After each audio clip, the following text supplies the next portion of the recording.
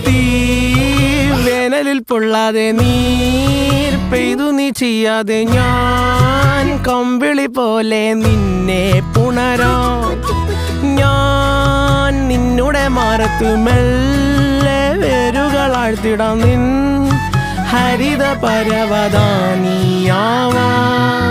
കാലം കൂട്ടുനിന്നില്ലെങ്കിലും എന്നെ പറിച്ചെറിഞ്ഞാലും വീണ്ടും പടർന്നു കേറിടും ഞാൻ.